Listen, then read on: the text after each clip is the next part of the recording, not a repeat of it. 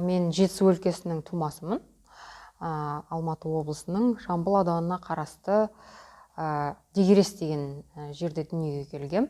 Дегерес ол мынау қазақ тарихына қатысты қозбасы деп айтамыз ғой. Ең бірінші қазақтың хан көтерген, хан сайлаған жері, жаңағы ең бірінші сол қазақ территориясы деп айтып жатады. Мен сонысымен мақтанамын. Және сонымен қатар Таңбалы тас біздің Жетісуды мақтан ететін сол жерде, яғни тастарға салынған таңбаны көріп, қазақ хандығының сондай бір рухы қалыптасқан жерде дүниеге келдім. Енді былай есеп берген кезде әдебиеттануды бітіріп, одан кейін жаңағы Майлин атындағы сыйлық, Рахымжан Отарбаев атындағы сыйлық, сонымен қатар Абай медалімен өткенде марапатталдым. Бірақ енді жетістік және ең үлкен жетістік деп айтуға болмайды шығар, себебі өз ойымдағы үдеден әлі шыққан жоқпын. Менің межем әлі алда деп ойлаймын.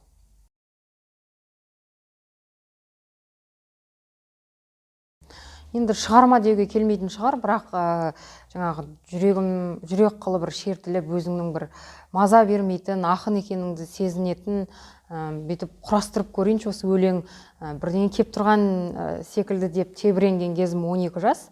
Бір аққуларға байланысты бір өлең тақпақ шығарғам. Қазір ойласам енді ол әрекетіме күлем. Біздің жаңағы мен туып өскен өлкеде аққу да жоқ, көл де жоқ, бірақ аққу туралы өлең шығарыппын. Ал негізі әдебиетке келген кездегі ең алғашқы жаңағы аға буынның қабылдап, ақ батасын беріп сөйткен шығарма ол Үш жаным және Тамшы. Осы екеуін әдеби орта өте жылы қабылдады және сен ақынсың, одан ары қарай жазуға тиіссің деп ақ батасын берген шығарма.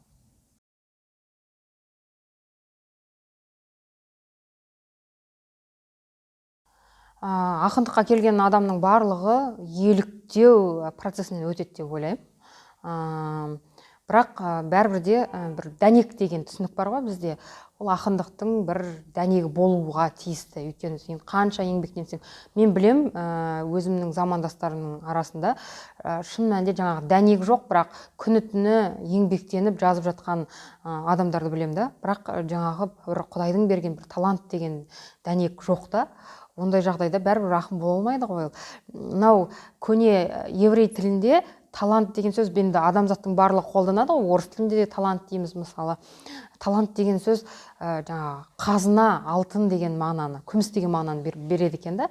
Яғни талантты адам дегеніміз не? Талантты адам дегеніміз әу баста қазыналы болып туған деген мағынаны білдіреді да. Сондықтан да сол ең бірінші қазына болу керек. Сонда ғана ақын болады.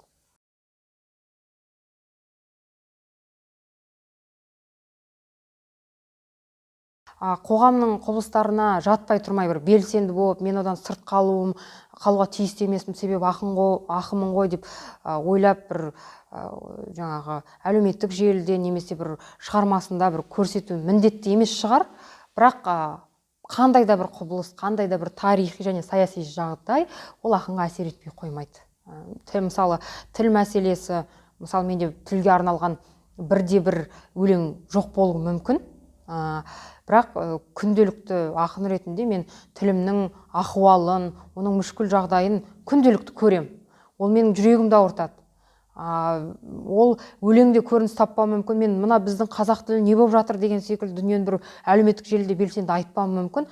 Бірақ ол менің қазіргі Айнұр ретінде қалыптастыруыма, стиліме әсер етеді. Яғни мен ақын ретінде өзім өмір сүріп жатқан кеңістіктегі барлық мәселелер мені қалыптастырады, менің стилімді қалыптастырады. Сондықтан ол жаңағы мен саясатпен айналыспасам да саясат менімен айналысады деген секілді, ол мәселе бәрібір де біздің қалыптасуымызға осындай бір стиль жасауымызға өзінің ықпалы бар.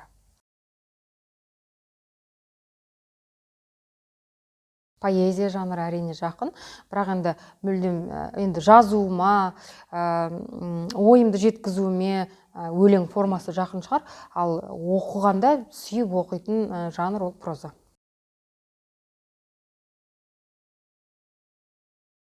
Дәл қазіргі сәттегі арманым бір 5 жыл, мен осы биыл 35-ке келем, 35-тен 40-қа дейін 5 жыл тапжылмай жазсам деп ойлаймын да. Соған мүмкіндік болса, ешкім мені мазаламаса, тек қана бір жаңағы жап-жарық бөлмеде отырып 40-қа дейін жазсам деген арманым бар.